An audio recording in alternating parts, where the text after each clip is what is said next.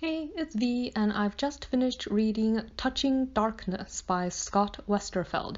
This is the sequel to The Secret Hour, which I talked about last time, and it continues the story of Jessica and the group of teenagers that she meets in Bixby, Oklahoma, who refer to themselves as the Midnighters.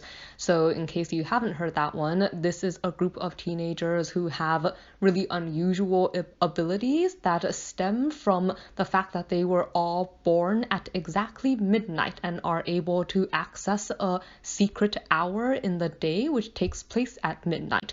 Like during this time, the entire rest of the world is frozen, but they can move around and also interact with a group of monsters called darklings that live during this time. So these ancient creatures actually used to hunt human beings until humans got good enough to hunt them in return. And like when that happened, they created this secret time of day kind of as a refuge, but they also still continue occasionally like to eat people who stray into their domain, and also people like the Midnighters who have the ability to like still interact, I guess, in this really unusual time.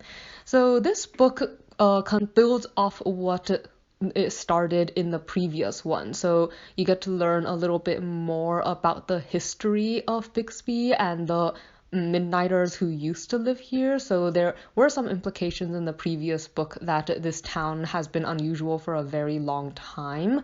For instance, it was mentioned previously that all the buildings here have a 13-pointed star somewhere at like the entrance area, and it's partly because the number 13 has power, like you could say it has like anti-darkling properties and stuff. So this town has a pretty long history with Midnighters and with the Secret Hour in general. So you learn both about, I guess, some of the things that people in this town used to do, and also the fact that for some mysterious reason about 60 years ago, all the original Midnighters that once lived here suddenly like went quiet or disappeared, and like learning about this history and discovering a plot that actually involves people beyond like the hour, like I guess monsters as well as humans and stuff, becomes the core plot line for this particular book. So I guess something I did like was learning more about the history, like I think kind of filling out some of the details of like what makes Bixby a special town, like, you know, why the hour seems to exist here, but as far as the characters know, they haven't really heard of it anywhere else, how the characters came together, like why how things went wrong around 60 years ago, and you know, like some of that history and context I think was interesting to me. But I think I was kind of bothered by the group dynamics. Like something I did not like was the feeling of this particular group of characters.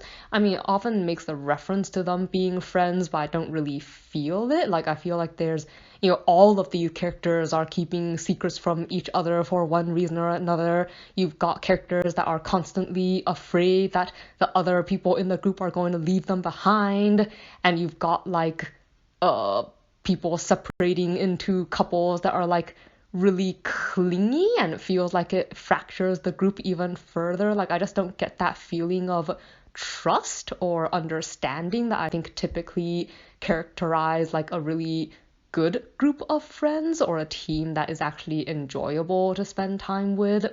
And I think that kind of starts to grate on me as the story goes. I mean, there was this one scene where one of the characters is like, I don't dislike the pair or anything, but you're gonna go rescue someone. But she was throwing a fit because they didn't wait for her boyfriend to catch up. But hello, you know, someone's life is in danger. And I think this kind of clinginess and drama just kind of irritated me, I guess, as the book went on.